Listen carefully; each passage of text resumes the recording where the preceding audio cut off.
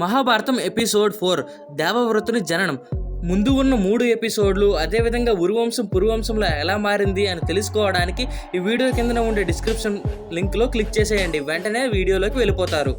మన మహాభారతం సిరీస్ ఇంకా ఆది పర్వంలోనే ఉంది. ఇంకా ఎవరైనా చూడకపోతే ముందు ఉన్న వీడియోస్ కూడా చూసేయండి. ఇక మన మహాభారతం ఎపిసోడ్ 4 స్టార్ట్ చేద్దాం. కురువంశం అభివృద్ధి చెందుతున్న కాలంలో అష్టవసువులు తమ భార్యతో కలిసి ఆకాశ మార్గాన విహరిస్తూ వశిష్ఠ మహర్షి ఆశ్రమకు ప్రాంతానికి వచ్చారు.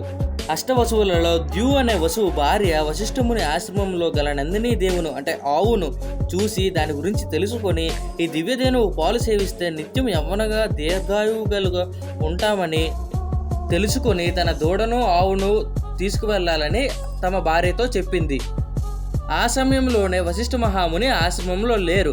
ఆ సందు చూసుకొని దూడను ఆవును తీసుకువెళ్ళిపోయారు ద్యు మరియు భార్య. ఆ తర్వాత వశిష్ఠ మహాముని ఆశ్రమానికి వచ్చి ఆవు దూడ లేకపోవడంతో దివ్య దృష్టితో చూసి ద్యు మరియు భార్య అష్టవసువులు ఈ పని చేశారని తెలుసుకొని అష్టవసువులందరూ మనుషులుగా భూమి మీద జన్మిస్తారని శాపం ఇస్తాడు. అప్పుడు అష్టవసువులు భయంతో వశిష్ఠ మహాముని దగ్గరికి వచ్చి వేడుకుంటే వశిష్ఠ మహాముని శాప ప్రభావాన్ని తగ్గిస్తాడు.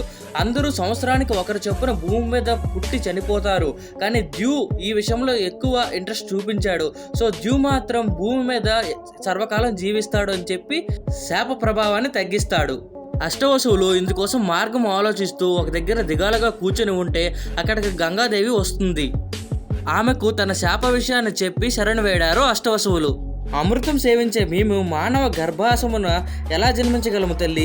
మా యందు దయ ఉంచి నీవు శంతన మహారాజు భారీగా రాణిస్తూ మమ్మలను పుత్రులుగా కని జన్మించిన వెంటనే నీ పవిత్ర జలాలలో పడవయ్యు, మాకు శాప విముక్తిని ప్రసాదించు అని చెప్తున్నారు. అందుకు గంగాదేవి కూడా అంగీకరించింది.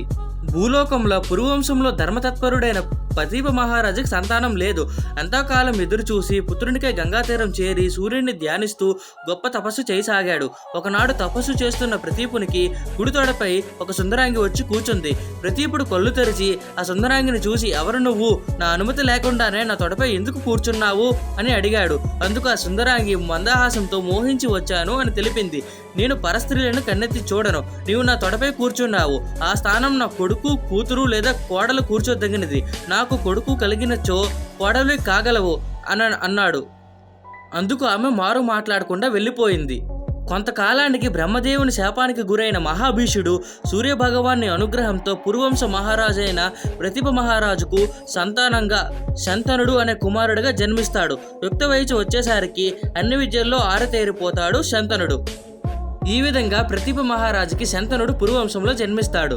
ప్రతిభ మహారాజు తన కుమారుడైన శంతనుడికి పట్టాభిషేకం చేసి రాజ్యభారం తనకి అప్పగించి తను వానప్రస్థానికి వెళుతూ శంతన మహారాజును పిలిచి, కుమార, పూర్వం ఇలా సుందరాంగికి నాకు మధ్య ఈ కాన్వర్జేషన్ జరిగింది.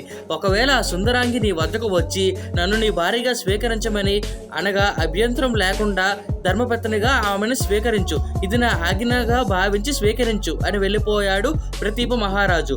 తండ్రి మాటను ఆజ్ఞగా స్వీకరించి ధర్మ పరిపాలన సాగిస్తున్నాడు శంతన మహారాజు. ఒకనాడు శంతన మహారాజు సాయంత్రం గంగా తీరంలో విశ్రాంతి తీసుకునే సమయంలో ఒక అపురూప సౌందర్య రాశి కనబడింది. ఆమె వైపు చూస్తూ శంతనుడు మైమర్చి, ఆహా, ఎంత లావణ్య రూపము, ఎంత అద్భుత సౌందర్యము, ఇంతటి సౌందర్య రాశిని వరిస్తే జన్మ పావనమవుతుంది, తనంత అదృష్టవంతుడు మరొకడు ఉండడు అని తన మనస్సులో అనుకుని తన్మయత్వం పొందసాగాడు. ఆ సౌందర్య రాశి కూడా శంతనుడిని చూసి వయ్యారంగా నిలబడింది. శంతనుడు ఆమెను సమీపించి, దేవి, ఎవరివి నువ్వు? నీ రూపలావణ్యములు నన్ను ముగ్ధుని చేశాయి. నా పేరు శంతనుడు, ఈ రాజ్యానికి రాజును. నీవు అంగీకరిస్తే నా అర్ధాంగిగా స్వీకరించి ఈ రాజ్యానికి రాణిని చేస్తాను అని చెప్పాడు శంతనుడు. అందుకు ఆ సుందరాంగి, మహారాజా, నా పేరు గంగాదేవి. మిమ్మల్ని వివాహం ఆడితే నా అంతటి అదృష్టవంతురాలు మరొకరు ఉండరు. కానీ నాకొక నియమం ఉంది. నేను ఏ పని చేస్తున్నా మీరు అంగీకరించాలి, ఎదురు చెప్పకూడదు.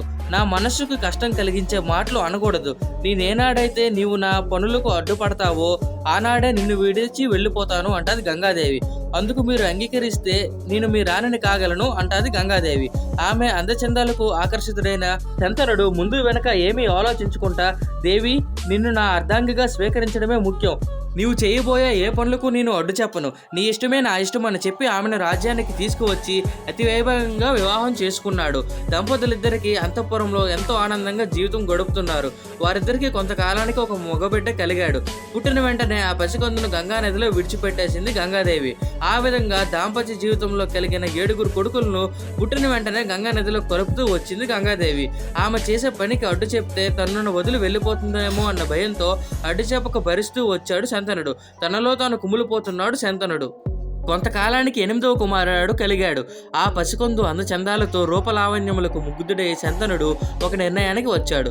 యథావిధిగా గంగ ఆ బాలుని నదిలో వదలటానికి తీసుకుపోతుండగా, దేవి నీవు చేసే పని చాలా తప్పు, కనీసం ఈ బిడ్డనైనా వదిలిపెట్టు అని అడ్డు చెప్పాడు. అందుకు గంగ, మహారాజా నా మాటకు అడ్డు చెప్పావు కనుక నా మాట ప్రకారం నిన్ను విడిచి నేను వెళ్ళిపోచున్నాను. నేను గంగాదేవిని. వశిష్ఠ మహర్షి అష్టవసువులలో మానవులుగా జన్మించమని శపించాడు. వారే నాకు కలిగిన కుమారులు. పుట్టిన వెంటనే వారిని గంగలో కలిపి శాప విముక్తుల్ని చేశాను. ఈ 8వ బిడ్డ కూడా అష్టవసువులలో ఒకరు.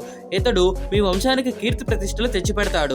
ఈ బిడ్డను సకల శాస్త్ర పారంగతుడిని చేసి మీ వద్దకు పంపుతాను అని గంగాదేవి ఆ బాలుని తీసుకుని వెళ్ళిపోయింది. చేయనిది లేక శంతనుడు ధర్మ పరిపాలన చేస్తూ రాజులందరిలో తన గొప్ప కీర్తి ప్రతిష్టలు పొంది దాన ధర్మాలు యజ్ఞయాగాలు చేస్తూ ప్రజారంజకంగా ప్రజలను కన్నబడ్డలుగా పరిపాలిస్తూ ప్రజాదరణ పొందుతున్నాడు. కొంతకాలం తర్వాత శంతనుడు గంగా తీరాన విహరిస్తూ ఉండగా ఒక బాలుడు తన నేర్చిన విలువిద్యను ప్రదర్శించుతున్నాడు. ఆ విలువిద్యను తిలకించిన శంతనుడు అబ్బురపడి, ఇంత చిన్నతనము నందే ఇంతటి అస్త్ర విద్య పారంగదుడా, ఎవరి బాలుడు?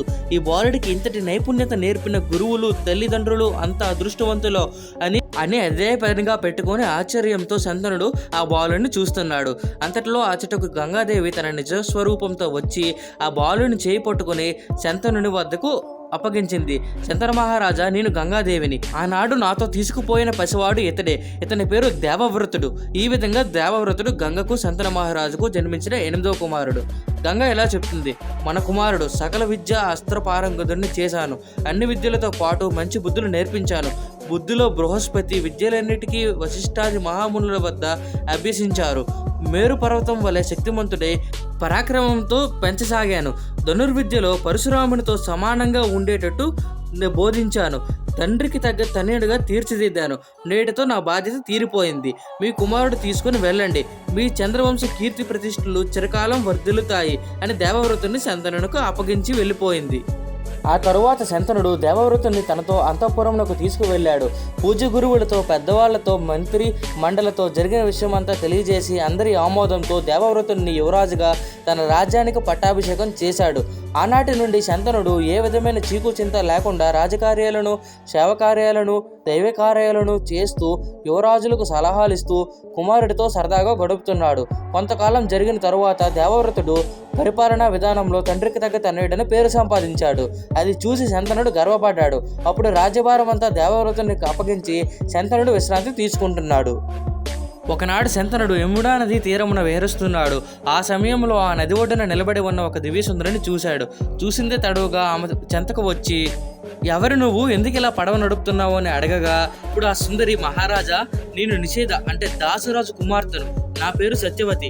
బాటసారులకు పడవ మీద అటు ఇటు చేరవేస్తూ ఉంటాను అంది. అప్పుడు శంతనుడు దాసరాజు వద్దకు వెళ్ళి జరిగిన విషయం చెప్పి తన మనస్సులో మాటను కూడా చెప్పాడు. అందుకు దాసరాజు అయిన నిషాదరాజు, మహారాజా మీలాంటి వరుడు మా సత్యవతికి భర్తగా లభించడం పూర్వజన్మ సుకృతం.